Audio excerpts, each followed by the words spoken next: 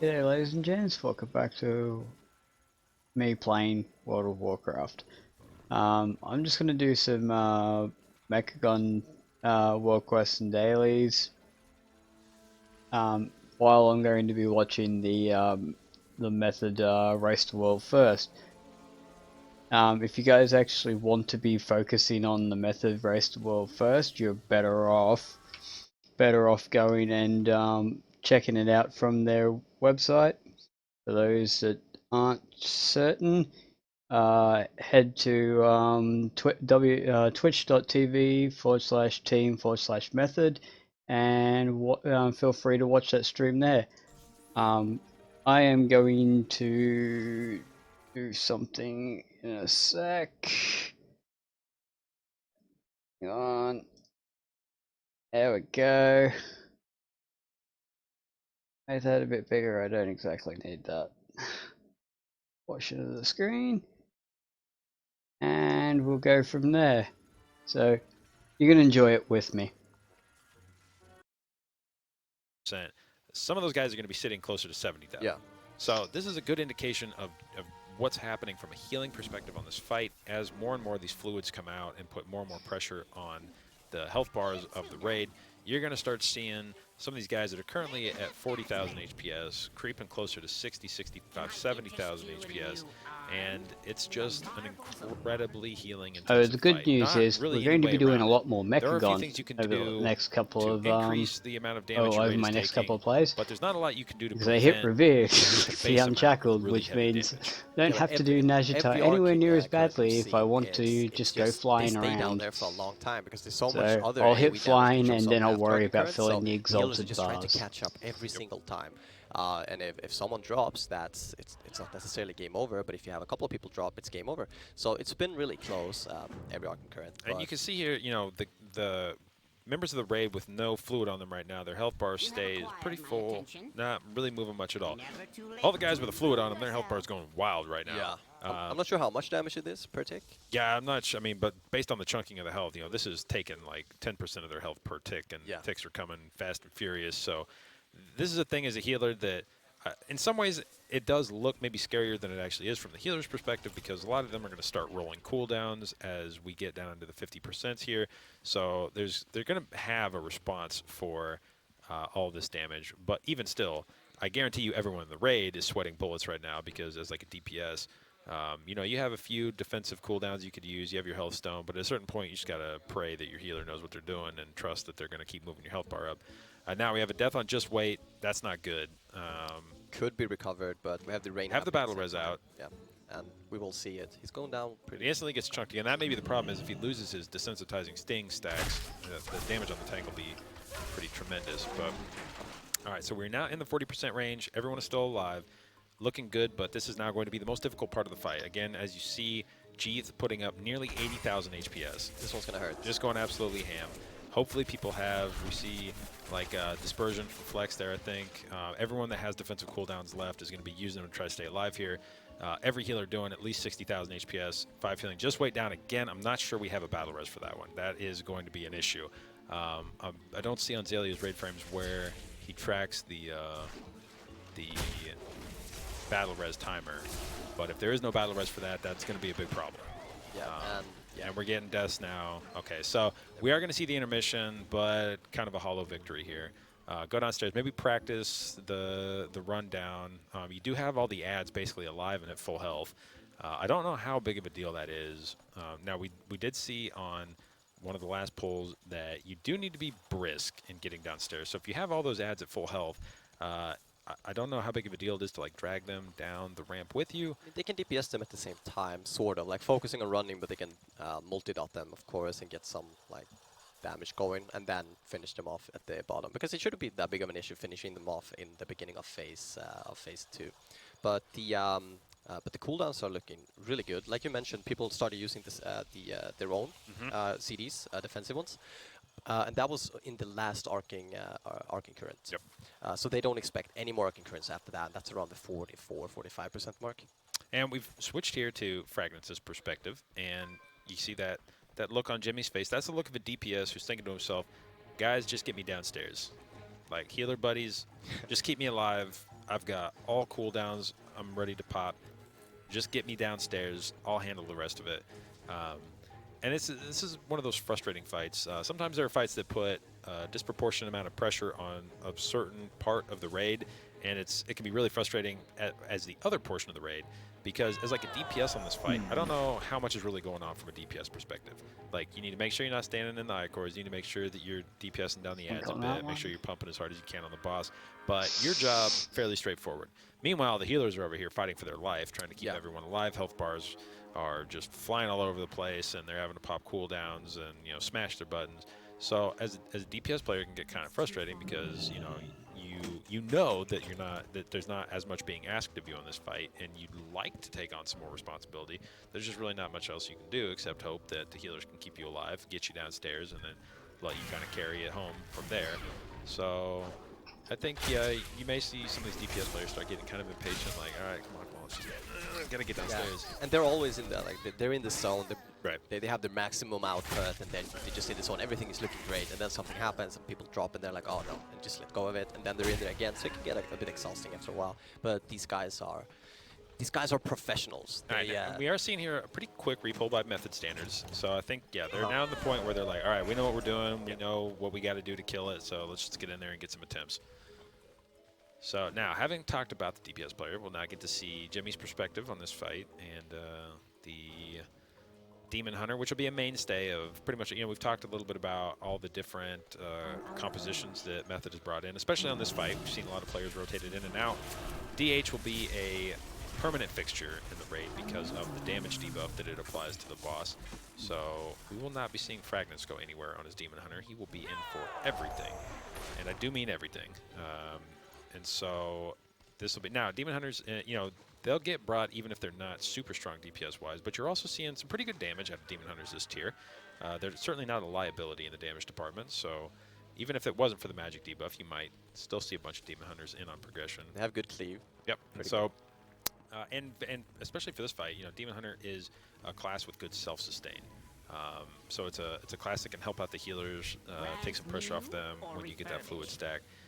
So Havoc has notably very excellent defensive cooldowns. So from any fight where you need to have a class that can help you out in the healing department, Demon Hunter is always going to be strong as well. And I actually think it was him doing the ledge skip, actually. Yeah, because that you can like just a fly move. down, right? Yep. Yeah. That sounds like a... It's kind of safe with a Demon Hunter, right? It's Yep. because you can just like kind of chill down there. You have a lot of mobility, so it shouldn't really be an issue. Unless you hit one of the little jellies. Yep, that is a big play I would expect out of Frag. I don't know if it's my eyes, but I have a really hard time following this sort of UI. Is Yeah, not really Jimmy, I think we mentioned yesterday on the cast that some of these DPS UIs are not the most robust, not the lacking some information. easiest, to track from a perspective of an outsider.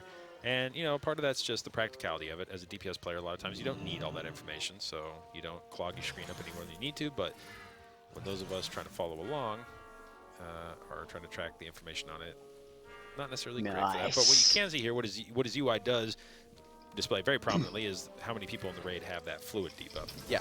And so you're seeing now that well over half the raid has that fluid debuff. There's tremendous pressure coming out on everyone's health bar. And we are getting Orgozoa down just under, you know, we're about to just drop below 60%. This is now the part of the fight where the healing ramps up tremendously. We have so many fluids out that hopefully the healers have been sitting on cooldowns waiting to pop them.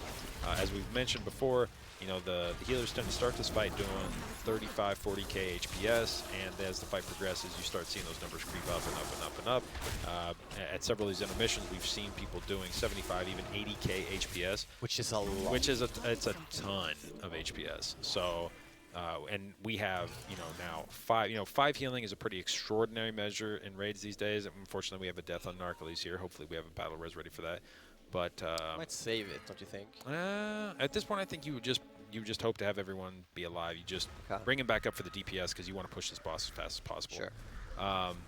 But you're seeing here every your 5 healing, which is already a ton of healers, but each one of them is now doing over 55k HPS. So really cannot be emphasized enough just how ridiculous the healing is on this fight.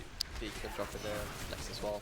All right, so Boss just now dropping below 50%, having 3 people dead. Seems unlikely we're going to see intermission without losing a few more people.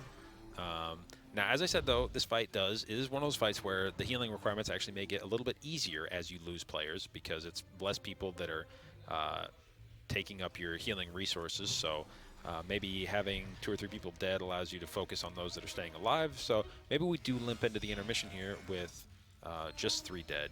And, you know, we've discussed a little bit. Tough to say whether or not you need to have everyone alive on this boss fight at the intermission. This may be one of those fights that, as long as you can get downstairs with most of the raid alive, maybe it's enough.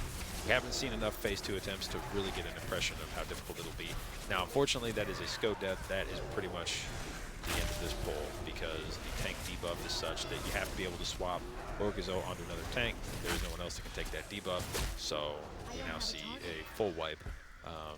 In a fight where you could potentially have a few people dead, the tank is definitely not one of the ones that can be in that group. So an unfortunate end to that pull.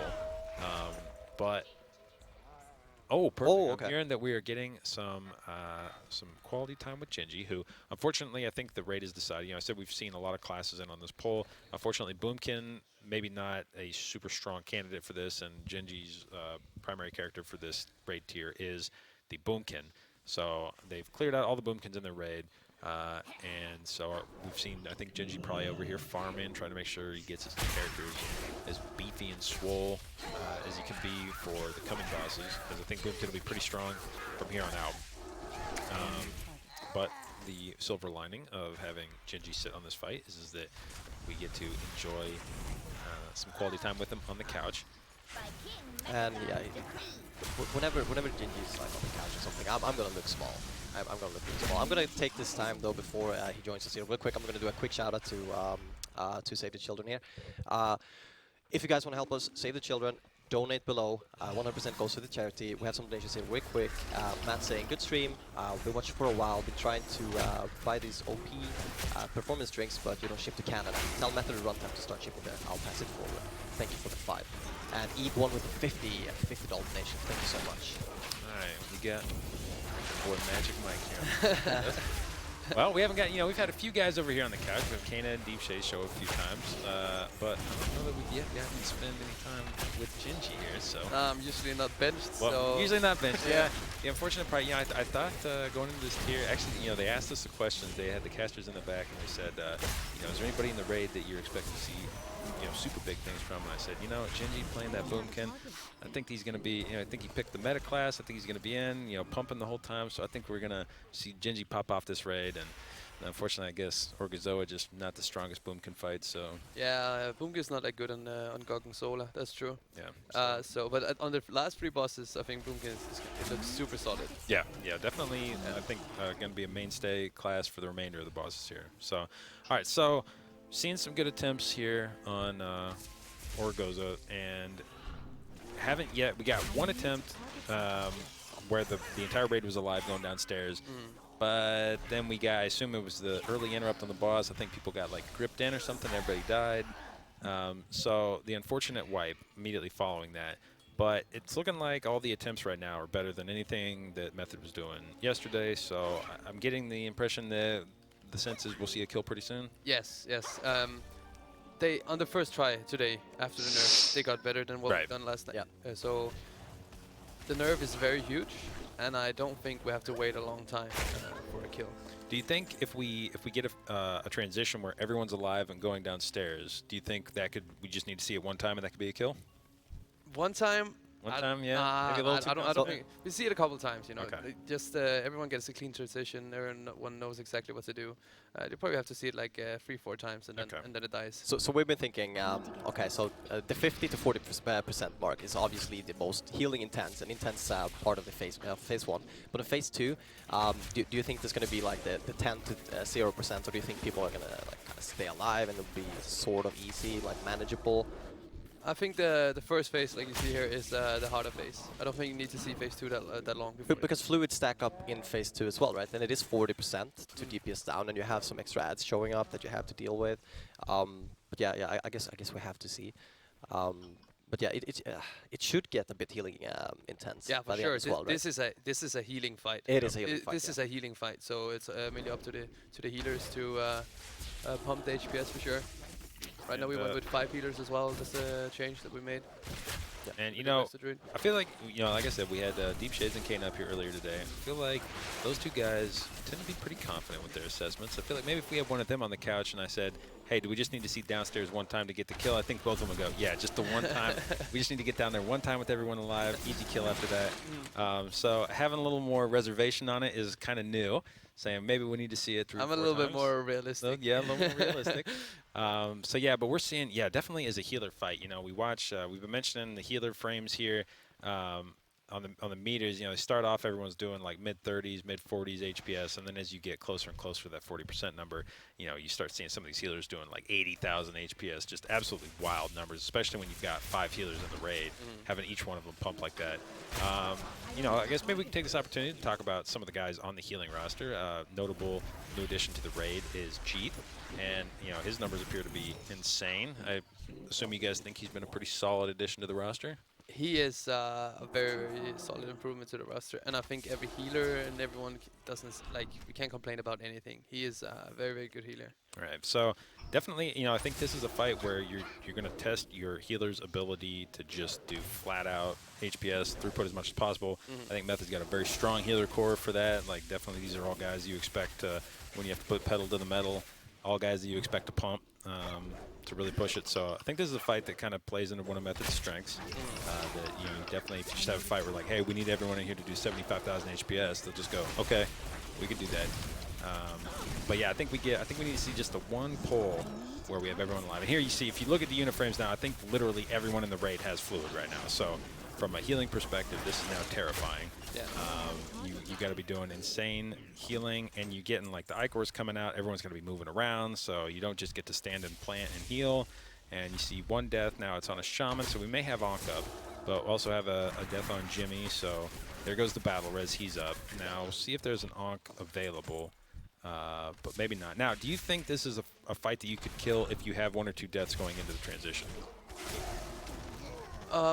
It's gonna make it way more tight on the healers. Right. Like just blasting the boss faster is obviously gonna make the duration of the fight shorter. So it's gonna be tight if you don't have the DPS, because the DPS helps out the healers a lot in the last phase, I can imagine.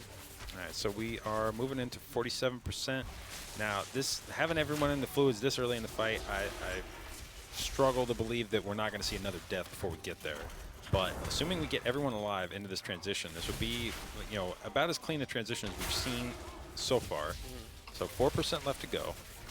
No battle res is up, and unfortunately, I think if someone dies upstairs, you're not able to battle res them for the rest of the fight. Is that right?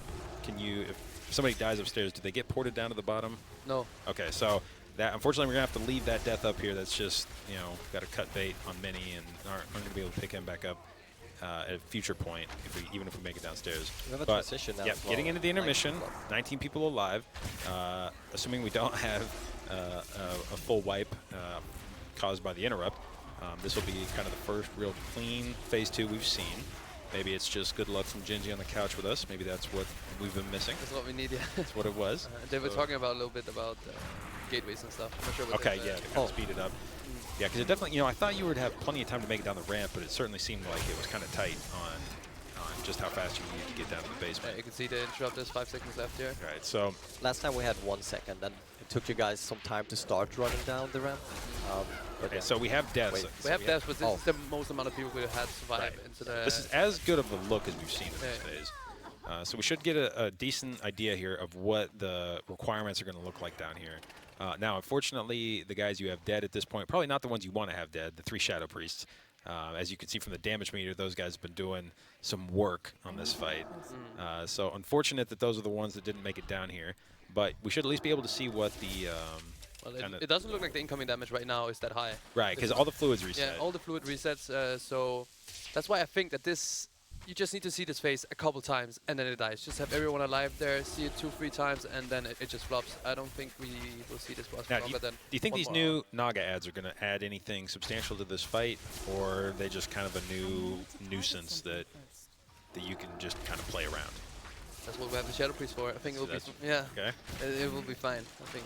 All right, so probably not a huge cause for concern having the Nagas up, but again, you see we have a few more deaths down here, and probably not getting the kill on this one, but you see even coming downstairs with 3 Shadow Priests dead and one of the Ellie Shamans dead, we're still looking at getting Orgozoa down to, is that just under 30% now. Yeah.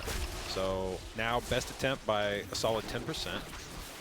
Again, though, you're going to start getting these fluid stacks building up on this fight, so eventually we're just going to get some bleed-out deaths here due to healing requirements. But not a fight that'll probably wipe you instantly, really, downstairs. It'll just be people slowly ticking out because you don't have the healing for the fluids anymore. And, but yeah, we could definitely see a, I think we might be able to squeeze out the last 2% to get to a nice even 25% on the boss here. And that'll be by far the best attempt that we've had on Orgozoa. It's certainly the kind of pull you want to see that encourages you to think that like a kill is imminent. A kill is very close. Like 15% when like almost half the DPSs and the most important DPSers are dead in the last phase. And cooldowns are coming off cooldowns by the end of the fight as well. I was looking at the interface there. So that's pretty important as well, I guess. Yeah, it doesn't look like it's too intense, but yeah, just gonna have everybody make it down the ramp, I suppose, not touch those jellyfishes. Now, I would be curious to know what killed those Shadow Priests. Could be the gateway. Like, think if you gateway and you expect it to be safe, but it lands like when you get there, there's like a swirly thing. Yeah. For example, that could happen, right? Probably Deep Shade's fault. He makes Probably Deep Shade, yeah. Scuffed gateway. Really suspect gateways. Yeah, he does. So okay, well, I guess maybe we can just attribute that one to Deep Shades for now until we hear differently. But yeah, certainly not the 3. If you had to pick 3 guys to die, probably not those 3 that you want to have die on the way down. So ideally next time around, you know, based on what we just saw there, I'm still, you know, I've been kind of saying up here that I think this is a fight that you could have 1 or 2 people dead when you make that transition downstairs, and you might still be able to squeeze out a kill. I think so, yeah. So we might be able to, you know, the way that transition went where we had 1 player dead, I don't know that prevents a kill. You might still be able to pull a kill out there. But if you get to the bottom of the ramp and 3 Shadow Priests die, it's probably not making a lot out of that attempt. So definitely worse than having an Ellie Shaman on the floor, for sure. So not how you wanted that intermission to play out there. But I think if you get everyone aside from 1 dead player down on the intermission, then definitely that could have easily been an attempt where we got the boss like sub 10%. And by that point, then any one of these pulls could be a kill. So hopeful that, let's see, what we got? Oh, we only got 7 minutes left on our shift. I was so confident we were going to see the. Yeah, we're not going to see the kill, are we? God, man, we're gonna. It's what's going to happen is we're going to get 1 super good pull here. Yeah. We're going to get to like a 5%, and then it's going to be all right. Well, that's it. That's it for us. We got to hand it off, and then the very next pull is going to be a kill on Orgozoa. And you've been saying you haven't had a boss kill I have on not your been, shift. Me neither, actually. I have not been here for a kill. I've not been on the desk for a kill yet. Okay. So, yeah, it's Maybe they're just messing with you. They heard it, and they're like, okay, yeah, well, we're going to hold it off until like 10 minutes after. I bet you guys have been able to kill this thing on any pull right now. You've just been like, let's just wait. So JB's casting. Let's just wait a little bit. Exactly. But we also saw Queen's Court. Like, let's talk about the next boss because we're probably going to see that soon as well. We saw Limit already reach the Enrage and getting sub 30%.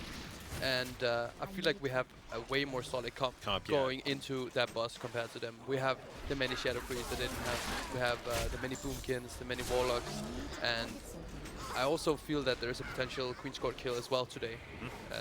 So we can. Well, I think that was kind of the story going into day 1 was I think people felt that the first 6 bosses. Now, obviously, Ashvane ended up being more difficult than I think people were expecting, but. I think originally people thought that you might actually see 6 bosses dead day 1. That, you know, it was potential to get up to Zakul before you really hit a boss that required more than like 15 or 20 pulls. Now, obviously, Ashvane, Orgozoa have been more difficult than I think people. Yeah, Orgozoa was difficult because pre-nerf. Right. Now, if the boss was like this, it would probably be a less pulls than Ashvane. Right. So. Queen's Court, hopefully, not too many attempts. And, you know, we had Kane up here saying a similar thing, that he thought Limits comp wasn't ideal necessarily, that there could have been more multi-dot classes that could have put more pressure out on a fight. It's a fight where there's going to be a lot of targets. So any class that can cleave on multiple, especially spread out, you know, is going to be all over the place. Yeah. So any class that can multi-dot is going to be able to do a ton of pressure. So yeah, hopefully, you know, a more ideal comp will shave some of the attempts off, and it looked like Limit was already pretty close to getting a kill, so Yeah. But the good thing about like what Limit has done now is that they went in and did heroic splits early on, right? For a boss like Lady Ashbane. Like we're probably gonna reach Sakul without doing any heroic splits, so we can feel like, okay, if Sakul ends up being super hard, or if we even end up on Queen of Shower in the next couple of days, we can see what composition we need to go with, and we can go in and just like pump the gear into those classes and end up having a way higher chance of actually getting the boss super low in the first week. now, do you think, you know, Pieces notably spent a lot of time in Mythic Plus rather than putting attempts into Ashfane. If they get a kill pretty quickly here on Ashfane, do you think that that was maybe a big brain strategy to kind of let other guilds figure out how to kill the boss? I went in and I looked at the loot table while I was benched on my Boomkin, and I was like, I have Benthic gear here, I have best in slot trinkets here. There's literally nothing I need from Mythic Plus outside of socket rings, because I have good gear in every single slot nowadays. And you can't get Azurite, the weapon exactly. can't Titan Forge, so you can't get like a huge weapon out of Mythic Plus.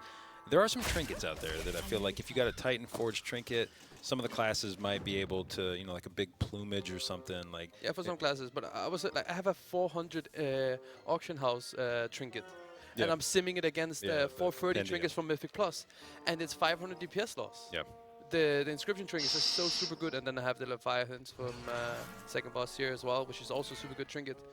There's literally, unless it Titan Forges, and I mean you can't reliably go in and just farm and plus hoping, oh it's an upgrade if it procs 20 item levels. I mean, that's just not realistic at all. Yep. So it certainly seemed like a risky strategy to kind of say like, oh, we'll just, you know, hang back, hope that we get some crazy Titan Forge, and maybe it'll pay off down the road. But I guess it remains to be seen. I think if they come in here and they get Ashfane down in, you know, the first hour, I think you'll have some people saying like, okay, the Pieces strategy seemed legit, because now that Orgozoa has been nerfed, you may see Pieces just kind of come racing back, get the Ashfane kill, get Orgozoa down in a few hours, and then start getting attempts on Queen's Court. And if maybe one of them did get a lucky Titan Forge out of Mythic Plus, you know, maybe at the end of the day you'll say like, yeah, well, it was worth it. You know, like they got the huge trinket or one of those big rings out of there. So it all comes down to the last boss. Yeah. That's the most important thing. And if there's like plus minus 10, 12 hours in between the kills on these bosses, it usually doesn't matter too much. We'll see. I think Sakul and Queen of Shower will be super tight. Yeah. Both of them. Sakul could go either way because there's the intermission, and most of the time, I mean, there's the phasing where you get the haste buff and stuff like that. And when there's all these damage increases mechanics, most of the time you end up just cheesing it like crazy, having a certain amount of classes that can just stay in there for super long time and just end up pumping insane amount of damage. And that's where like being able to save your heroic splits may pay off big time. There is you can figure out like, oh, this class ends up being really good downstairs, let's do a split where we just pump gear onto those guys, and maybe you know, give someone 5 more eye levels to go downstairs, and then they can just carry your raid DPS. I mean, we already know like Warlocks, Shadow Priests, like the class, and even Boomkins as well, with the rest of Affinity can stay in there and keep themselves top for a long time. Anybody that can scale well with haste and has good self-sustain. Exactly. So classes like Warlocks, Shadow Priests, Boomkins, which benefits crazy amounts from haste, they can just stay in there for a super long time and just pump the boss like crazy. Should be exciting at least. We'll definitely want to be spending a lot of time on, assuming you're going downstairs on Zakul, definitely spending time on whoever's perspective we're sending down there, because I definitely want to see the numbers just come. I think we're going to swap perspective a bunch there, because there's going to be so much going on with the different rounds. Yeah, right? for sure. I mean, Shadow Priests are probably going to top. Like, if you just look at damage meter, Shadow Priests will be top. And it's good to have a balance between like the boss damage and ad damage. You need to like fine tune it. But if you only have those Shadow Priest classes, first of all, they're gonna just try and steal damage of each other, and you're gonna probably end up losing some boss damage. So you can't just have 10 Shadow Priests. You know, that's like the mindset of you gotta have some ethical Boomkin players here. Exactly. I mean, if you just look at damage meter and you see Shadow Priests at the top, and most people would just think, why are you not bringing 10, 12 Shadow Priests? But they're not looking behind the scenes. My god, that's just a quest to do it again. Important and efficient damage, right? You see the Shadow Priest here? Why do we have a Shaman? Why don't we just bring 10 Shadow Priests? Yeah. I mean, that's not going to kill the boss. Well, because Kane is a Shaman main, that's why. He's probably going to play Shadow Priest next. Yeah, that's what he said. He was Unfortunately, I don't have my jetpack anymore. The tier. But yeah, okay. So back again on Orgozoa. We just had our best pull on the last attempt. All right, Got Orgozoa stop down there. to 26.8%. Had a few deaths on the way down. We had one dead upstairs and then lost the 3 Shadow Priests on the way down on the intermission. So kind of a scuffed downstairs attempt, but still managed to get the boss down to about a quarter of its health. So what we're looking for here is just an attempt where we have everyone alive to go downstairs. There's no shenanigans on the way down. Now here we lose Zalia, but we have a battle res.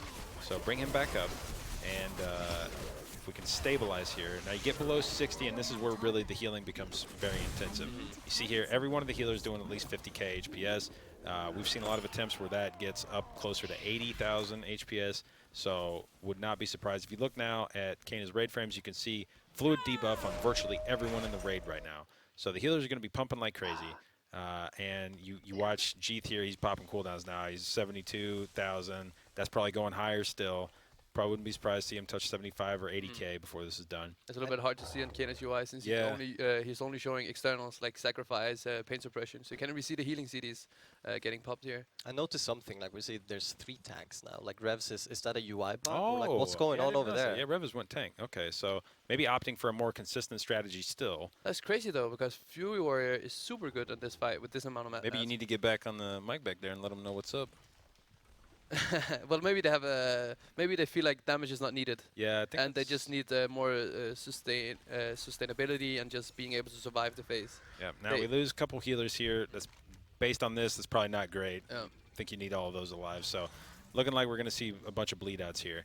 So unfortunately, not getting back downstairs, but looking like we've made a comp change with the addition of the 3rd tank. Now, pretty big change from what we saw yesterday. We've seen the comp go all over the place. Yeah. You know, I think it started with like 3 tanks, 4 healers, and at one point it was down to like 2 tanks, 3 healers, and then we started off today with 2 tanks, 5 healers, and now moved back to 3 tanks, 5 healers. So, yeah, I think it's looking like the raid keeps moving towards a safer and safer. Exactly, because they probably went into the last phase and they just saw the boss melt, like getting 13% off the boss with pretty much all DPS dead, not a clean transition, and they see like, okay, the DPS requirement in 2nd phase is a joke. Right, just got to get everyone. You just got to get everyone down there alive, and how do we do that the best? Probably the safe strat, getting a 3rd tank in. Makes sense. So.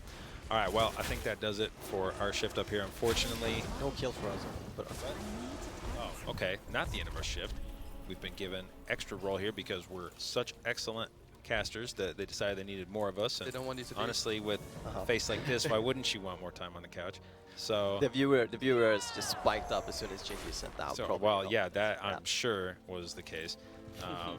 You know, I saw the push-up challenge yesterday, and I got to say, you know, they had the counter at the end of the push-up challenge. I know technically Scott came out with more push-ups, but I got to say, I think as the crew was sitting around watching it, we had to note that your push-up form was exquisite. The very, you know, none of this halfway down, real quick stuff. You had the full extension all the way down, then the full, you know, you saw the entire push-up. So don't think that didn't go unnoticed, that the form was excellent. And so, you know, I think sometimes when you do those push-up competitions, you get a little bit of a little cheating. Maybe cheating's... And yes, and... Yeah, 25 or something, I think your girlfriend might be able to do more push-ups than I can. Like that's same. I think as well. My girlfriend probably beats Go when it comes to form. If you count those as half reps. Yeah, no. They you know, they start saying like, hey, we're gonna put SCO in a competition with another raider, and I'm like, there's a really bad history of that. Maybe you shouldn't. Maybe you should put 2 other people up there. We don't need anybody in casts on. Funny story. Like in my contract, it actually says that I'm not allowed to arm wrestle. Does it say in yours as well? No, they didn't have to put that one in mine. No. They said I could use 2 arms. Yeah, they don't. Yeah, none of that in mind. None of that in mind. But all right. Okay, well, another Orgozoa pull here, and you know, as we said, Method a lot of times known for taking a bit of time between pulls, and these are pretty quick by Method standards. These pulls are coming in pretty quickly, so I think we get the sense now, based on how fast they're repulling, that they feel that they've got their strategy set up and their comp set up. Now, do we still have Rev as his tank? Yes, still have Rev as his tank, still 5 healing. So it looks like we've opted for a pretty safe, consistent strat, and mostly this fight appears to be boiling down to that window that I'd say roughly starts around 60%, 55% of the boss's health and will last until the boss hits 40%, which triggers the intermission and then causes all the fluid stacks to drop. That's where the healing requirements what I'm missing pick up for this. significantly, and I think you probably have all the healers saving their cooldowns for that. Hopefully you have all the DPSers saving their personal cooldowns for that to try to help extend their health bars as much as possible. Hopefully popping all your health stones and health pots around then. But, you know, we'll see. Now, I don't think Deep Shades has a healing meter. He has the longest damage meter that I've ever seen in my life. I think that goes all the way down to 20 spots, so he can see everyone in the raid at the same time. No healing meter, though. And look at his raid frames. And look at his raid Up frames. in the left corner. Like, I think every healer would look at that and see what an abomination of a. I'm actually surprised we don't have half of it hanging off the screen. Like, so yeah, you obviously. I think we could, if we watch Deep Shade's camera, I think you could actually see when he checks his unit frames, because you would see his head fully turn up to the corner to look at it. So yeah, obviously this is a DPS UI. Not a lot of space wasted on the unit frames. A full damage meter, no healing meter. So not a lot of emphasis on the healing, but you guys will have to trust me when I say that as we get down to around 50% of the boss's health, that you're going to see a bunch of these healers doing 50, 60, 70. We've even seen in some cases 80k HPS, which, you know, obviously we've got some new essences on the raid. We've got some new gear. So the numbers that used to be wild, I think I remember in Phase 3 on Jaina, we had a Disc Priest hit like maybe 80k for Phase 3, and everyone went, wow, oh my god, 80k HPS, that's insane. And that was just for the short, you know, burn phase on Jaina. Now we've got guys doing 80k HPS for the entire fight of Orgozoa. So certainly this is and you know, you've got 5 healers, so this should be a fight. Now it looks like we've got some deaths. Deep Shade's giving us the old whirl around here. But doing 80k HPS for an entire fight is pretty insane, and especially when you bring 5 healers. So ideally, you'd think that the healing requirements would be kind of dampened a bit, but nah, you've still got some of these guys doing. I kind of want to give out a shout out to Chris Potter, because he's done an amazing job this time around. There he we works, go. of course, together with other healers, but like the amount of spreadsheet that he makes and the amount of spreadsheet he prepares for every single boss fight, with like all the healing cooldowns. They're like looking through logs. What is the healing requirement? What is the incoming damage? So they don't overuse their healing cooldowns. Everything is just thought out throughout the whole fight. It really is, you know. I think as healing has evolved throughout the years, you've gotten to the point now where there are really just like someone in your guild goes through and looks at the entire damage pattern of a fight and goes, okay, we're gonna have this spike here, we're gonna trank here, we're gonna have this spike here, we're gonna healing tide there, and you do really just get an actual, you know, like column of like, here's all the cooldowns listed out ahead of time, and having somebody that can do that for you just kind of puts the fight on rails and makes it a lot easier as a healer to just like, okay, I can kind of focus elsewhere and just know that I need to press my big cooldown 2 minutes into the fight. So, all right, well, we're getting the wrap it up symbol here, so we need to cut it off. Went a little bit over, but hopefully that's not. Hopefully chat wasn't too mad about that. So it's more Gingy, so why? More Gingy, and more us. Always great. More you is probably the most important. So anyway, yeah, that'll wrap it up for myself, JB, and my good friend Martin Tree. And as always, we have Gingy, aka Magic Mike, up here on the couch with us, who unfortunately had to be on the bench for this Orgozoa fight because Boomkins aren't the greatest. But we'll be seeing him in the raid plenty for the remainder of the fights here. So good luck on the remaining fights. We'll be back. Both Martin and I will be back on the couch. I think at 6 p.m. Okay, 6 p.m. Yep. So hopefully you guys go are home on and sleep Queen's now? Court. No, I actually got like my first good night's sleep last night. Okay. I can't miss the kill. I gotta see Gorgonzola die. But yeah, so hopefully we'll be casting Queen's Court. Hopefully a Queen's Court kill, and then maybe we see some Zakul attempts tonight. Yeah, So that would be cool if we could get some Zakul. yeah, That would maybe be a super little Zakul. downstairs perspective from the Boomkin. Okay, that's a super bad joke. I'm sorry. I liked it. All right. Okay, so you That actually does it for have us. to do We'll be that handing it again off in order to to get Moose the... and Bookmark, and see you guys later tonight. Bye, guys.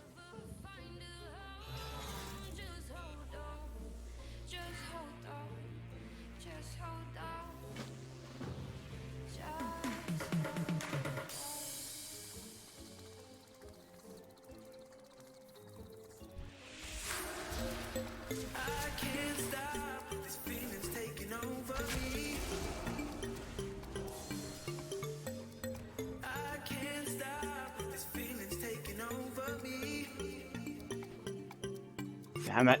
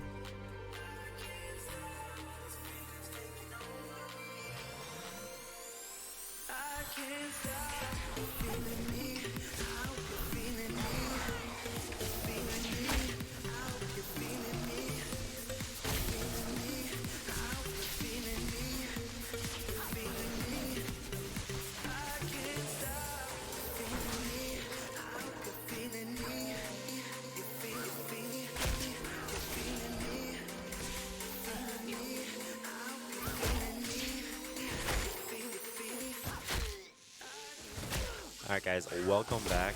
We are mid-poll right here, back to Gorgonzola. They are at, what is this, about 60% right now. Everything's looking good. You know, I mean, we've been pulling him for a while. So, if you don't know, I am Moose. This is Bookmark here. We're going to take over casting for a couple hours here. Okay, so let's just do a quick recap right now. So what have we seen in ways of progression here now? That the best pull already is 26.8%, and before that it was kind of sitting around like the 42% mark. There's been a lot of progress this morning. So what changes have we seen, Moose, relative to what we were seeing yesterday that's got them this far down? Well, first of all, we have the hotfix that went through shortly after Method went to bed, right? So before you had about 9 ads at a time, and before that, I think their best pull was mid-40s. And then, you know, Method went to bed, called it quits for the night, and they come back and there's a hotfix overnight, and now there's less ads. So now there's only about 6 ads spawning, which makes this phase a little bit easier. Still very hard, as you can see. They're still not, you know, just walking through. It's still a lot of damage going out. But it basically just means that there's less AoE damage going out because of the ads, a little less tank damage. And, you know, since then, they've been able to hit phase 2. Couple silly mistakes here and there. You know, just, you know, a couple people just dying when they shouldn't be. Here, you know, obviously a quick wipe going out. We've seen them go to phase 2. We haven't seen them cleanly go to phase 2. Phase 2 is, I wouldn't say a cakewalk, but it's a lot easier than phase 1 is. Well, it's, the easy part is when you hit phase 2, all your incubation fluid is gone, right? So it resets when you make your way down, assuming you don't have ads up. You know, I think the one clean phase they did have, they had a couple ads still alive on the bridge, and you know the ads are still doing damage while they're alive, and so the Sprees were really slow to get down on the one good pull they had and killed the Sprees, and you know, with 3 people dead, they were still able to get to 26%. That was really the first time they actually got all the way down and were able to set up and actually see the entire fight. And see if my item's in there. They swapped back to, so they sort of been doing different methods. They swapped back to a 3 tank method, and I think they sort of realized that, you know, DPS isn't really an issue. It's more just surviving, like getting these ads down, surviving, having everyone alive, and the 3 tanks. You know, tank damage is just so immense on this fight. Like, you have all the AoE damage going out, plus you have 6 ads beating on you sometimes, depending on the damage, like when the ads are killed and stuff like that. And you know, a 3rd tank just makes it so much easier because you can literally just have a dedicated boss tank, and then you have 2 tanks that are swapping between, you know, the ads and dealing with the ads. And you know, obviously you have less raid damage because you have a tank instead of a DPS, but I think you also have less things to heal, less things to worry about, and you know, there is no DPS check, right? Like, as long as you get him to that 40%, doesn't matter when. Like, ideally, you kill all the ads, then transition him so you don't have any ads on the bridge. But yeah, I mean, there's no hard DPS check, and so I think they sort of realized that the phase 2 is not that bad, and they made the swap. And so so we'll see. They haven't really had a solid phase 2 attempt, and that's what we're really looking for. What I've noticed since yesterday is I'm just looking at like the composition of the building at the moment. I notice there's a restoration druid in there. Yeah. What's the main core reason for that? Is it just a big cooldown like Tranquility, or not even so much Trank. I think it's just more so that the main mechanic, the main damage on this fight is incubation fluid, and Resto Druid is very good at sustain ticking damage, meaning, you know, this is not bursty damage, but this is very like ticking damage. The entire raid's gonna be blanketed with incubation fluid and is slowly gonna be ticking down. Resto Druid is very good at looking for 2 counteracting that years. ticking damage with their hots. And so I think that's part of the reason why Limit brought it in, and I think that's part of the reason why Method also has it in. so the incubation fluid? What amount of stacks is it where it starts becoming lethal to the raid? Is it quite early on? Is it 2-3 stacks, or is it a little higher than that? I mean, if you only have a couple people with it, it's not bad at all. It's towards the end, so we're seeing in phase 1. I don't think it's becoming, you know, a big deal until about the mid 50, and especially in the mid 40% range. And that's basically the point at which, you know, your entire raid team, or at least probably about 75% of your raid team, has the incubation fluid, and you know, you're just taking so much AoE damage because of this, you know, this jolt that's just surging through the entire raid every couple seconds, and you know, it's just so much damage. And then, you know, not only do they have that damage, they also have to be spreading out, so you're losing a lot of boss uptime. The melee have to get off the boss, people are moving, interrupting casts and stuff like that, and so, like, you know, that last 20% between 40 and I would say 55, 60%, probably the hardest part of the fight. And you know, once the transition happens, the incubation fluid drops off. Assuming you have a clean transition, the fight doesn't really get hard again until like the last 10 to 15%. But by that point, I don't you think sort I of can just, loot you this know, guy again, YOLO even for and parts. go hard on the boss, and hopefully you kill it, right? Yeah, of course. I just saw someone in the chat saying 3 tanks, so let's just delve into this a little bit more and just kind of clear this up. So with this 3 tanks, she was talking about having one like tank that's dedicated to the boss and 2 rotating. But how does that work with the stacks exactly? Does there ever become a void in time where one of the off tanks who should be tanking the ads doesn't have enough stacks to the buff? Does the usual main tank then go to the ads? Are they just circling all 3, or So how we see with 2 raid? tanks, it's a little harder because Can't loot in it again. Heroic it's very easy, right? Because the way Heroic works is that you have a boss and you have 3 ads, and the mechanic on this fight is that it's sort of weird because it's an inverse tank mechanic, so that like with less stacks you take a lot of damage, and you gain more stacks and you start taking less damage. But you have to swap, and get hit by the boss, and so it's easier just to have a tank tanking the boss so that's just versus repeatable now. the ads. And so you just sort of have the 2 tanks on the ads, and then you have the 1 tank on the boss. And you know, in Heroic you just have 3 ads, boss, kill the ads, swap, and then you sort of just keep going back and forth. Well, in Mythic you have a steady stream of ads, and so you can't just have 3 ads, kill the ads, swap. And so it's the tank swap timing is very scuffed in Mythic. And so the 3 tank obviously alleviates a lot of the damage going on the tank and allows the healers to focus on the immense raid damage that's going out for the others. Which makes a lot of sense because essentially by bringing in that third tank, it's making it much easier to heal these tanks, and it makes it feel a little more like heroic, let's say, the pacing of it. So it's a little easier to heal per se because they will be within that huge damage threshold longer now, right? Because they don't have that damage. Of course. So I think they're sort of messing with, you know, is the tank damage more important or is the raid damage going out more important? Like which, you know, which is the lesser of two evils type thing, you know? I just want to take a moment here to take a look at some of the donations that have come in for the charity here. We've got also from US Negran, he tipped 50 saying, good luck on Eternal Palace. Thank you very much for that contribution there to save the children. It's going to a really, really, really good cause here, and 100% of the proceedings do get to that charity. So all support that you guys are putting this way is greatly and immensely appreciated. 11. I just want to ask Twitch chat, do you know? Because I know. We got a lot of knowers up in here. It's a meme. We shared a moment yesterday. You shared a moment. Yeah. Okay. Oh, was this when you was constantly saying, you know, yesterday? Yeah. Right. I even picked up on that. Watching from the sofa over there.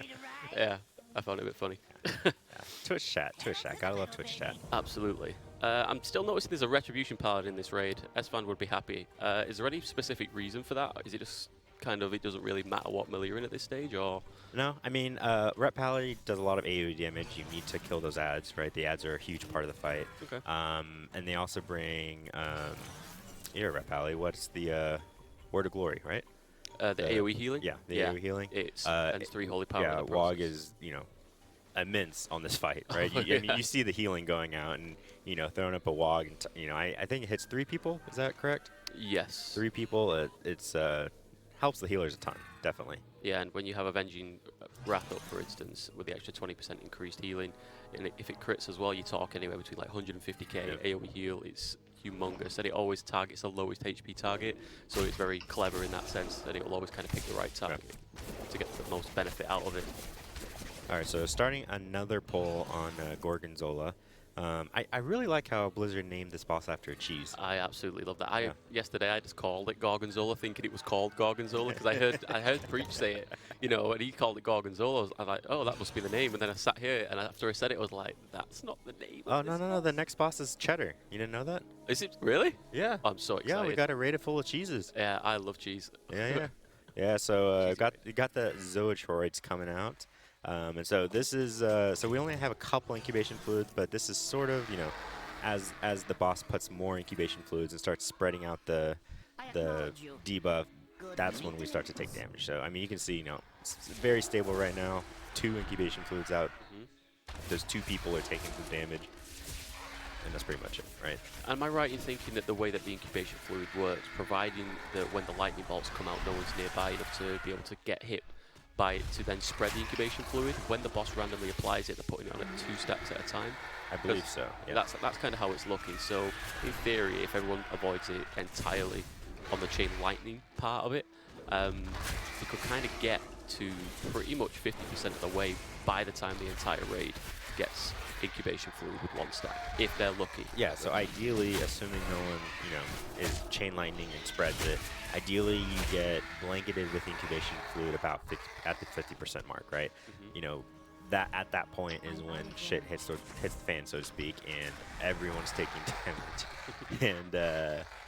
And you know, that's when all the healing cooldowns start ramping up, all the personal defensives and maybe even immunities to a point. And the other thing to note is that not only is all the incubation chain lightning stuff going on, but all of these ads that are up, they're also doing AoE damage. They're pulsing AoE damage every couple seconds. Yeah. I think it's longer than a couple seconds, but you just saw one go off right there, and you know, the ads doing a lot of damage, plus all the incubation fluid and having to spread out and stuff, and then, you know, mixing in this little dance right here is just, you know, icing on the cake. It's a lot of damage going out. Yeah, it really is. And so that damage you were talking about there, that pulsing damage, looks like a giant version of the Elemental Shaman's Thunderstorm. Yeah. It's just that just comes across the room and that does raid-wide damage. But it's just all of those added together, which is really the problem here. It's very healing intensive. Very, yeah. So, you know, sitting around the 65% mark now, everybody's still alive. So far, so good. Just dealing with the ads right here.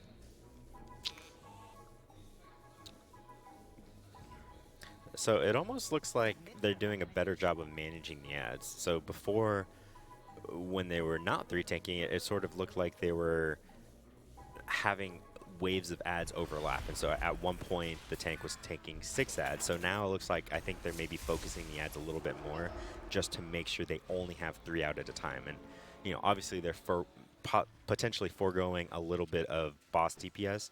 But like we said earlier, damage to the boss, you know, obviously it matters, but there's no DPS check in the sense that we have to push it at this exact time. Right. So I think what they're now thinking is, you know, it doesn't really matter when we push the boss at 40%. We just need to push him with no ads up so that we have a clean transition. Absolutely. And I was thinking about this before when I was kind of watching it from the sofa about an hour ago.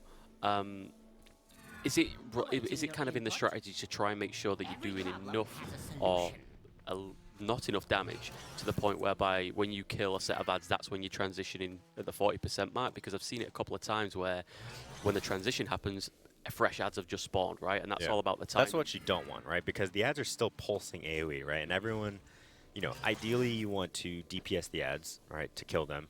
The ads are pulsing the AoE when you're running down the bridge, but you don't have time. And, you know, in Heroic, you have plenty of time to just run down the bridge, kill ads if you want, do whatever you want, and you'll still make it. In Mythic, the timer's pretty short. Like, you basically have just enough time to go down the ramp, right? And if you don't get that interrupt on the boss, he insta-kills you, right? Yeah. And if anyone is on the bridge when you do interrupt the boss at the last second, they instantly die, right? And so you don't want people sitting back DPSing the boss, or so you see Perfecto goes down, and they did have an overlap of ads, and I think that was just a little too much damage to heal.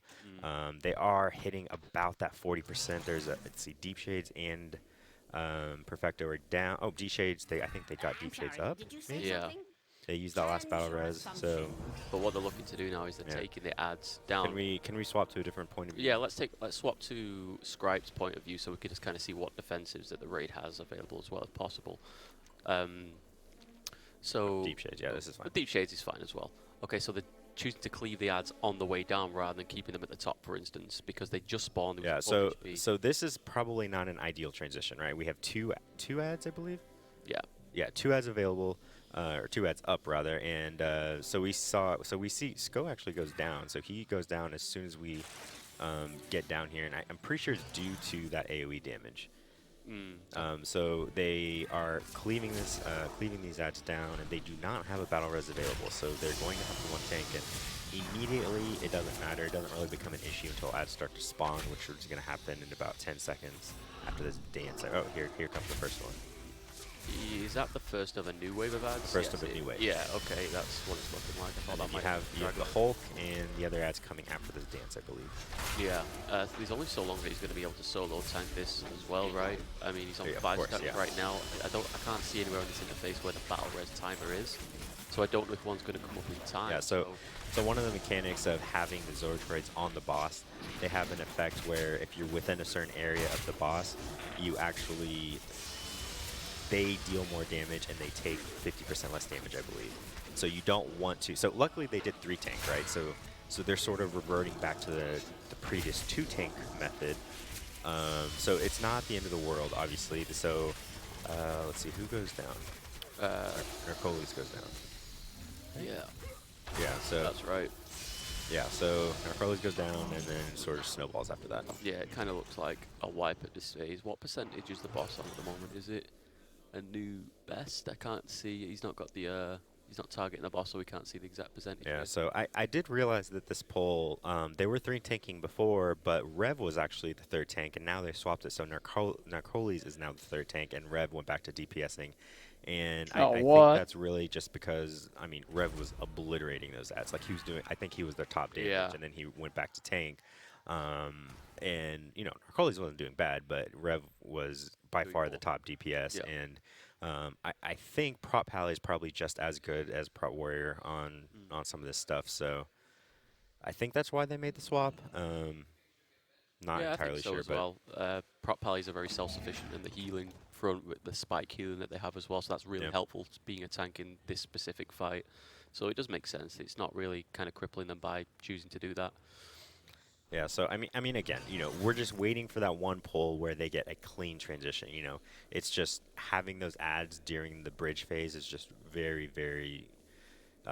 It's scary. It's, you know, Gotta it's very find scuffed. another construction I think project. Limits pull. Remembering they where had one they ad up that was are at, is, like 10% HP by the time unless they you're got to the doing bottom of this the like bridge, every goddamn day, which is not remembering that bad. where You they know, are one can be ad a bit doing of the a AoE, pain. not that much damage, and you get down there and you know, basically finish it off with dots. Yeah. Essentially, that's what they was doing. But again, it's not ideal. They kind of want to be killing the last wave of ads that's going to come on the transition. So what do you think might be something that they could maybe look at to make that easier there? I don't know how important it is to make sure that they don't go into that second phase with the ads, but could they kind of try and aim to do more DPS or slow DPS down to get that wave, kill the ads, and then go before the 40% mark? Yes. Do you think that's smart, or is that I think at some points, you know, they could have a totally different strategy in mind, but I think at some points you sort of need to, you know, when you get 42%, 41%, you need to say, like, hey, we need to turn and kill these ads, or more DPS on the ads, right? and then You don't really want to slow DPS too much, because remember, at that point, at the 45% range, you're taking a shitload of damage, right? Like, everyone has incubation fluid.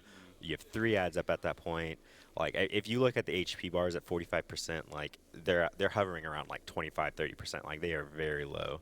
And it's like you do, like, ideally you push the boss as the ads are dying, right? Like, that's the ideal situation, but it's not, you know, it's not exactly a puzzle piece, like, right? You can't just like, oh yeah, perfect timing, right? Yeah, So it's, of course. it's so you sort of just have to work it out. So I don't know whether they're gonna try and speed up DPS or lower DPS. That could be why they swapped Rev and Arcoles. Maybe they wanted to try and push DPS a little more with Rev.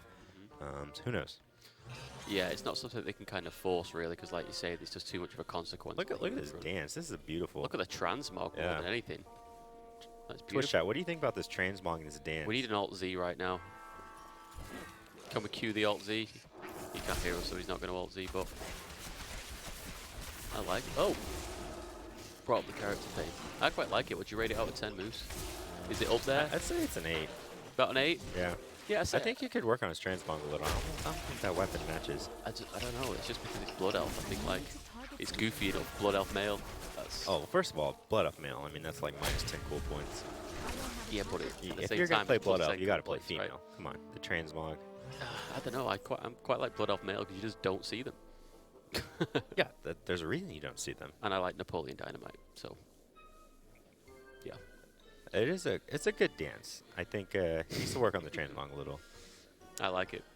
It's goofy. It's a mess. It's just how my character kind of looks. Okay, so now look at Naga's transmog. Look at that guy. He took the 8.2 patch to heart and took off all his clothes. That's a proper Blood Elf female transmog right there. 2 massive swords and naked for armor and everything. That's just brilliant. All right, so going with another pull, Bloodlusting on the start, and let's see how this one turns out. So pretty easy right off the bat. Not much damage going out. This is pretty tank and spank for the first 10-15% or so.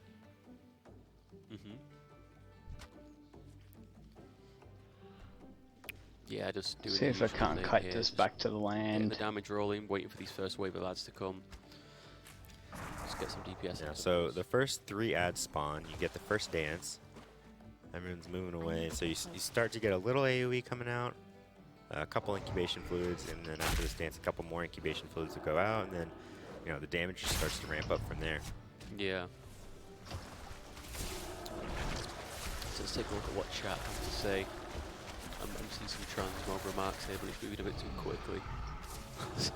I have no idea what's happening. God damn it. Well, seeing as though you have no idea what's happening, do you want us to do a quick recap for any of the people who've just joined us on, like, general approach, let's say, Moose?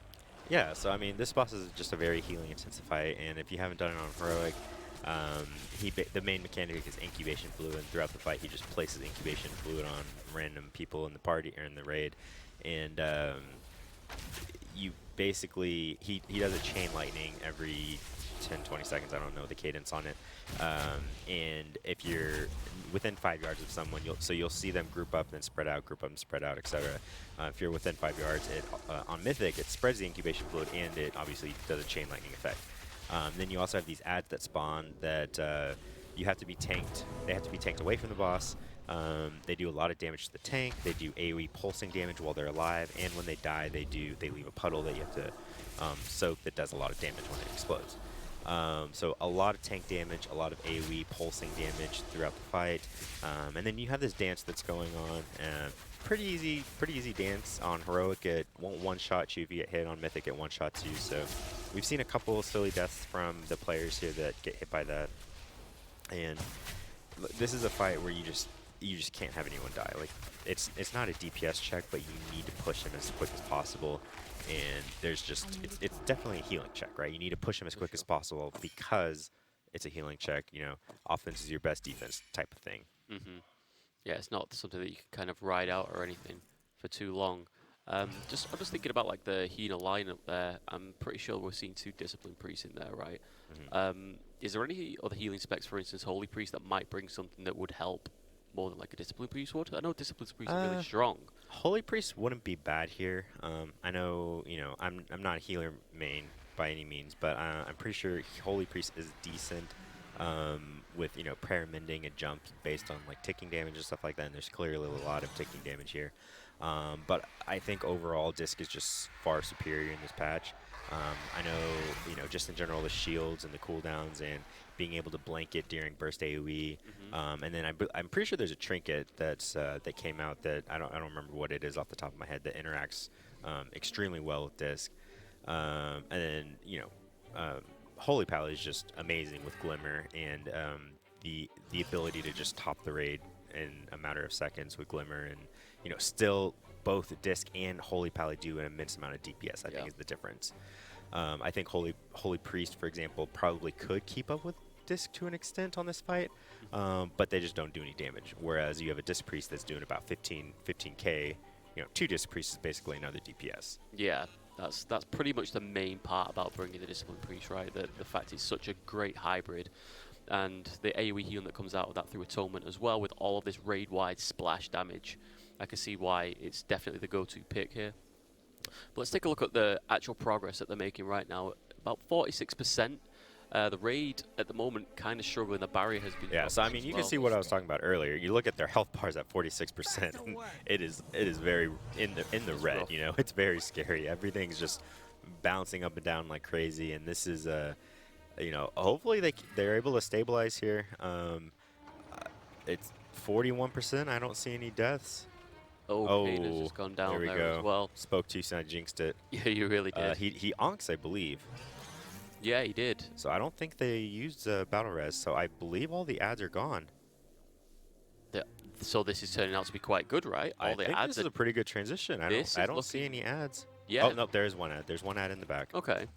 But it's not the end of the world, right? They've got the full. If it's just that one ad, we're not really getting a good point of view. He's sort of running forward, which he should be. Yeah, you know, let him worry about what he's doing, right? Yeah.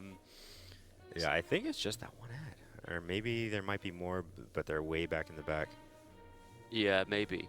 I did notice that they was ending that transition there with 4 stacks of incubation. So we have one person. well. Oh, no, 3 ads. Okay, very bad transition. Oh, it was. So right, 3 ads. okay. So Camera there's going angles. to be a lot of damage going out here. Hopefully they're able to survive this. So we did have 1 death on the way down.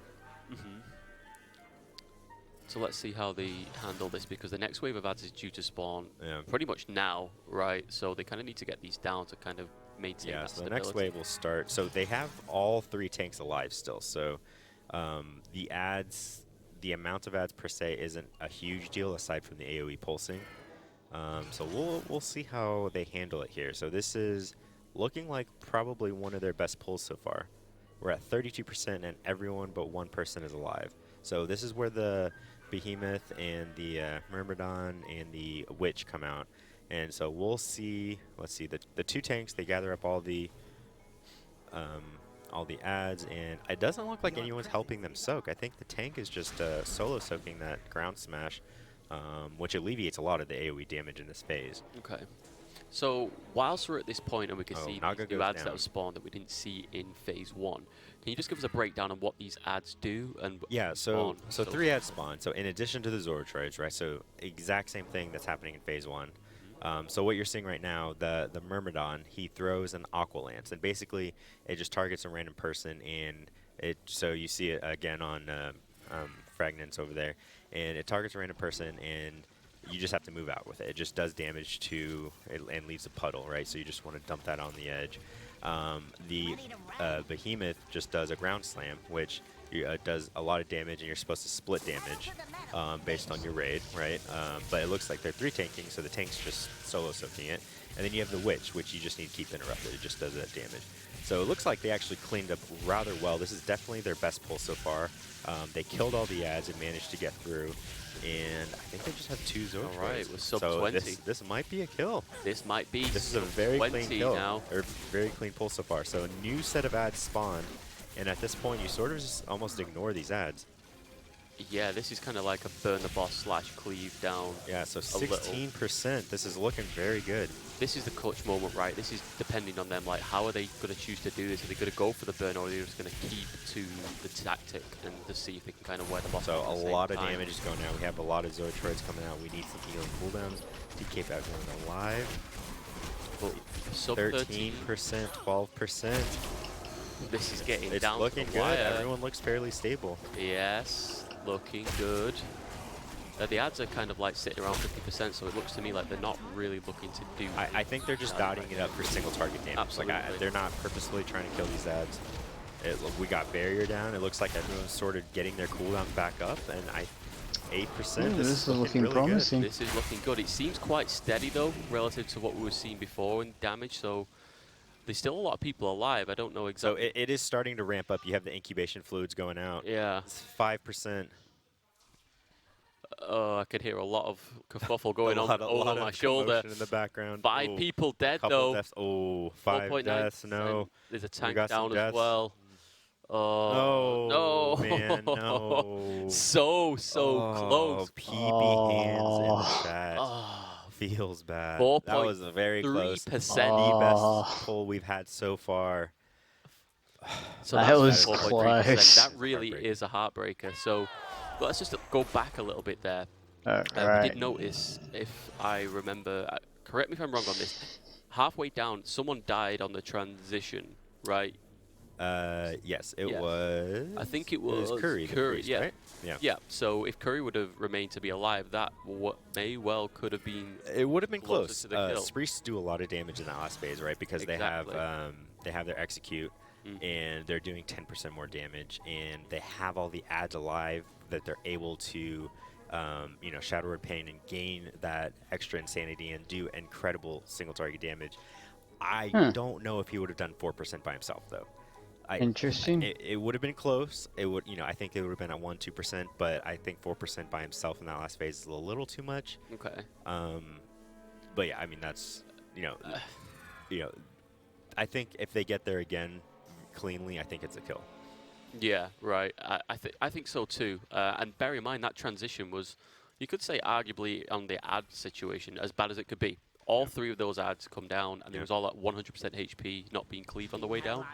So it doesn't look like they're trying to. I think they're just transitioning when, I don't think they're slowing or stopping DPS or speeding up. Rather, I think they're just trying to YOLO it, and if the ads are up, the ads are up when they phase. And something I did want to point: Naga was also dead most of that phase. I think he did make it down, and I think he died before they were able to stabilize after that initial set of ads came out. I think if both of those guys were up, I think it would have been a kill. I think 2 people definitely can make up 4%. I'd say about 2%, maybe 3% per player for that phase. Okay, so well now they've seen they've got it practically to the end of the fight right there. So now the pressure's on for them to be like, right, this is next time. Let's not mess up. Let's get this done so that we can move on. Yeah, I think at this point they know what they're doing. They know the cooldown rotation. They've done phase 1 enough. They know how it should be. They just can't have these stupid deaths. They can't. They need everyone has to play perfectly and just stay alive to hit that last phase. and just burn the boss. Yeah, that's just basically it. We make it sound so easy, right? Just stay alive and kill the boss. Yeah, just kill the boss forehead. Just one shot. Kill the boss, like, hello.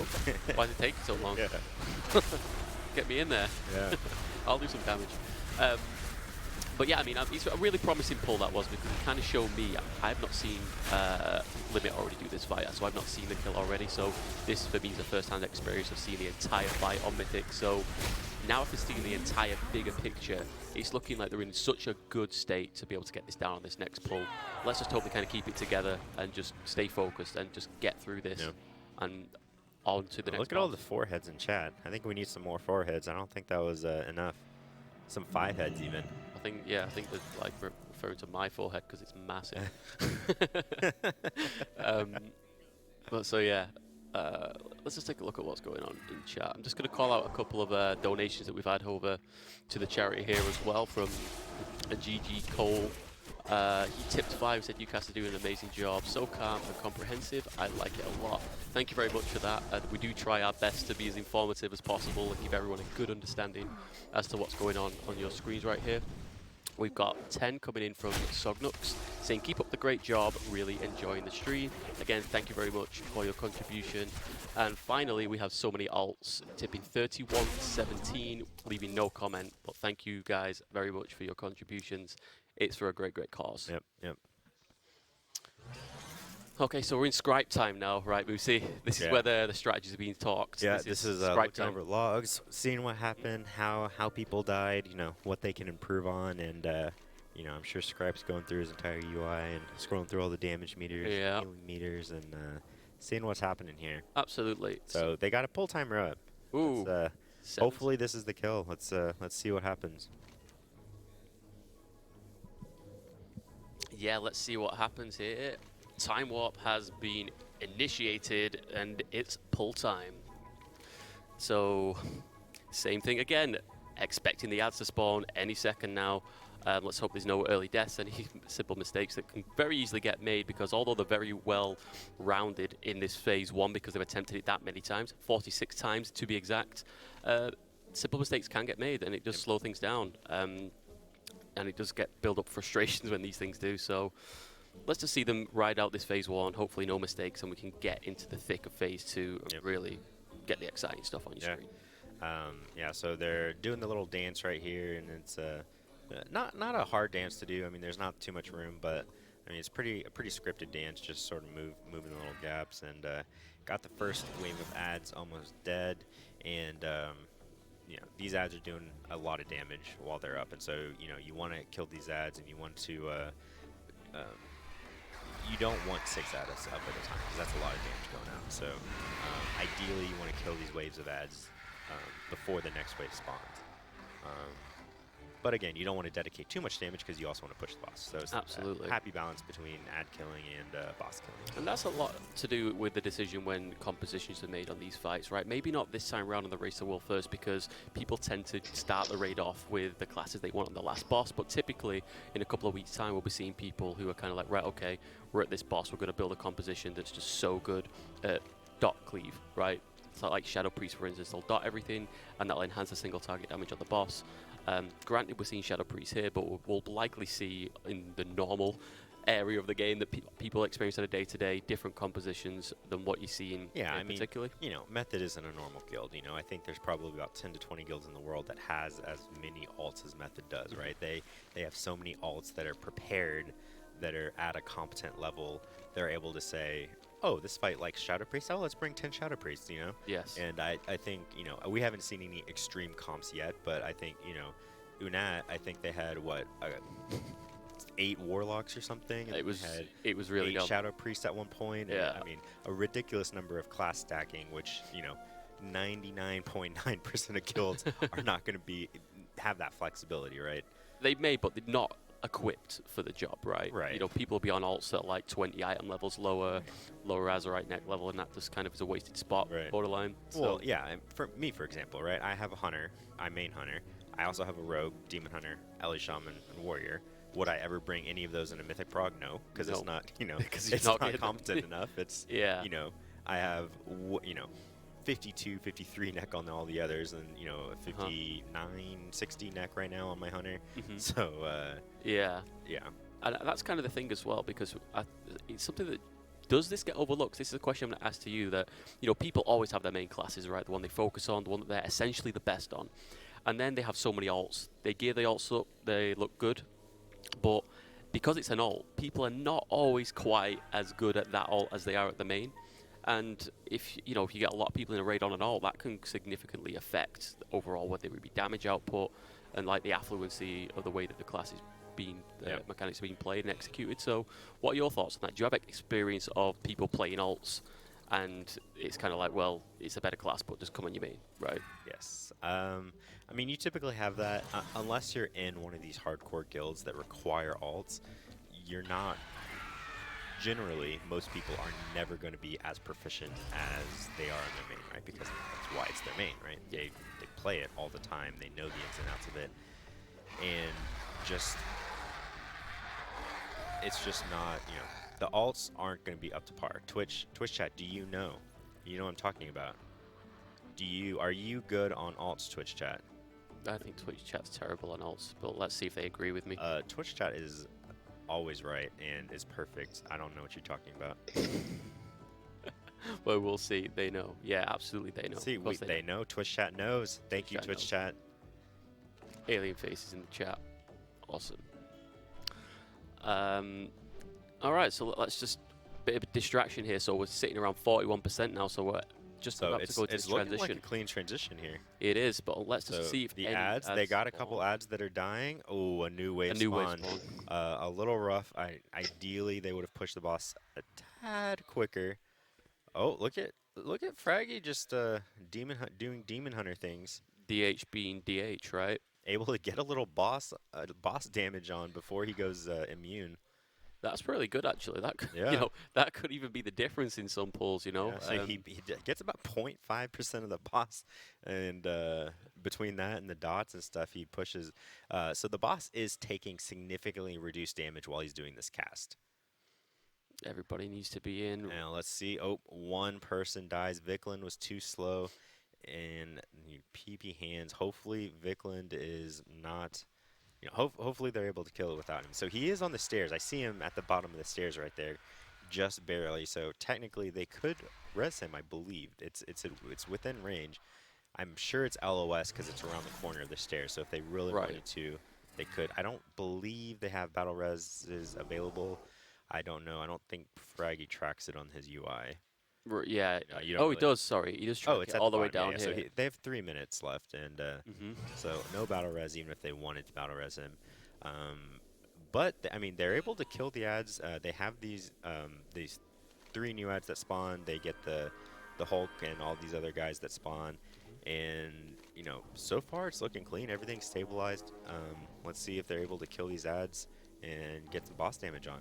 So would you say these 3 new ads that spawn, what you have to deal with there, is it something that's relatively easy to deal with, or is it having a really... The big damage is the incubation fluid and the AoE from the Zoetroids, right? The other damage is very minimal, and especially since they're 3 tanking it, like the raid's not even having to soak from, Rev goes down, so they are now 2 tanking it, so now the ads might be relevant. Yeah, this raid might become an issue for sure, but going off what they're at 23% though, and incubation fluid is starting to, not looking. I want to say he was too close when the ad did its AoE. Yeah, I think that's kind of the case. And since the raid is not soaking it, right, they're doing the 3 tank method, there was no one there to help him soak. Right. I'm not entirely sure, but it's what it looked like. I think he got 1 shot. He looked healthy. Yeah, it was that way. I do believe it just was an entire 1 shot. Yeah, so this is going to be a wipe. I think they're sort of just killing themselves now. Yeah. In-game. In-game, of course. Scripe's face says it all. Yeah, a little frustration. You know, that was a pretty good pull for the most part until, you know, stuff happened. Just looking slightly fatigued as well. It just kind of like, you know, frustrated, just wants to get through this, maybe just to have like a quick 5 break or something in between the next boss or something like. They really want to get this down now. They've been on it. I think they feel like they've been on it long enough. They know what to do. It's just a matter of just getting it done. Right. Oh, Twitch chat is correcting me. I forgot that Rev is actually DPSing and they swapped to Narcoli's tanking. So I was incorrect. The tank did not die. I thought that, but I thought you caught that he swapped back to tank for some reason, so I didn't Twitch, try and correct Twitch you. chat corrected me. Twitch chat is always right. I apologize, Twitch chat. Thank you for the correction. Absolutely. Thank you for your feedback, Twitch chat. It's very important.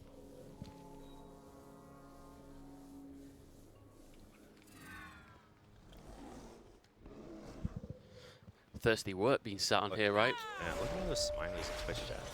Man, Twitch chat is just so kind. It's such So a nice, informative. yeah, such a nice bunch of people. Never debates you.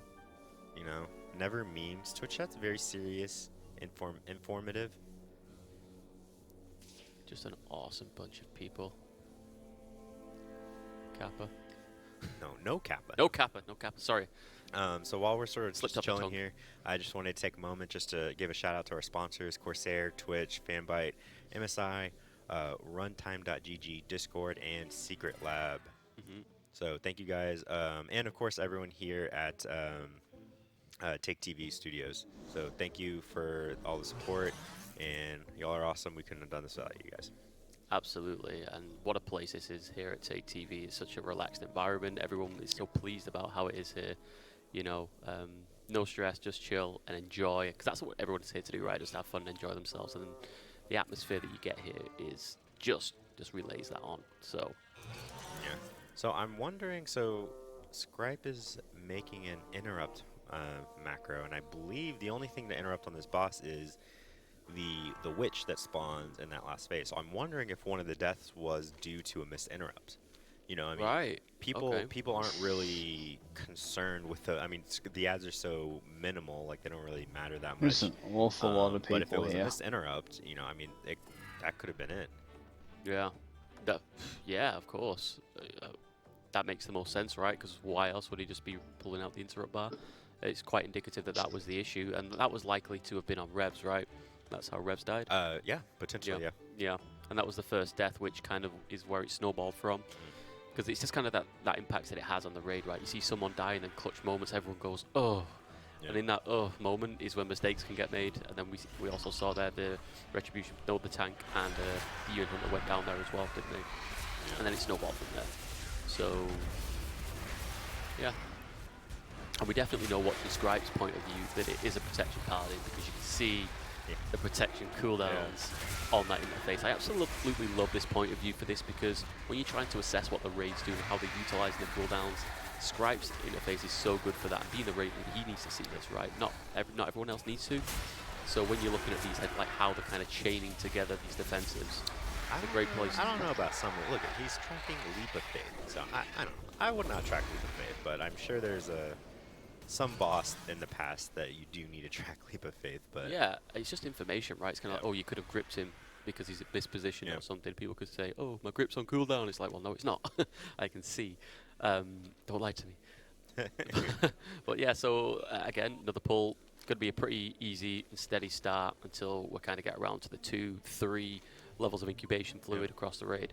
I've been seeing like on the transition that it's always been 4 stacks. So I think that's kind of like it's the way that they're progressing through this at the moment. It's 4 stacks. I believe earlier on though, about a couple of hours ago, it was getting to 5 stacks.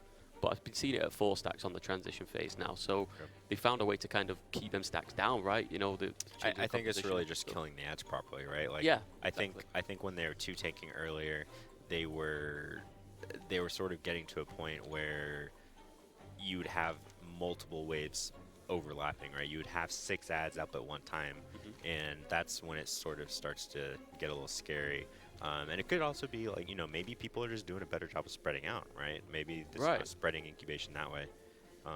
That's true. So a couple things, you know, it's really hard to tell on some of this stuff like that, what's actually happening unless you're looking at logs. Absolutely, yeah. From our standpoint here, it can appear to be a bit of a mishmash. And, you know, you're swapping in between different points of views, different interfaces, just trying to adapt to look out for what you're trying to look out for. So, you know, we can't quite always pick up on that. But Twitch chat, of course, if you pick up on things that we don't, be sure to let us know. Twitch chat's probably looking at logs right now. They're probably, you know, they probably know exactly what they need to fix. You know? Yeah, I think like you know they'll be on Discord with Skype, just telling him what to do and stuff. So, you know, yeah, you know, the Twitch chat, you know, I think Twitch chat always knows. They know best. Yes. Twitch chat is like the only thing in the world that's got more knowledge than Google. Oh yeah, Twitch chat is an encyclopedia. Yeah, absolutely. Yeah, we don't mess with Twitch. We don't chat. even need Google. We have Twitch chat. Right, right. So doing the dance here, getting to about 70% rather, and the ads are. It looks like they're going to clean and kill these ads before the next wave comes out. And, oh, yep, perfect timing.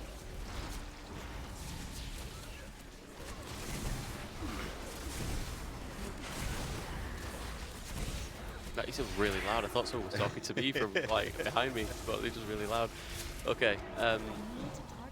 So yeah, so let's take a look now. 65%. So just when they get this wave of ads down, there's going to be 2 more waves of ads, right? If my calculations work out correctly. More or less. Yeah, the next one's going to kind of come maybe around. I keep forgetting I can't fly yet.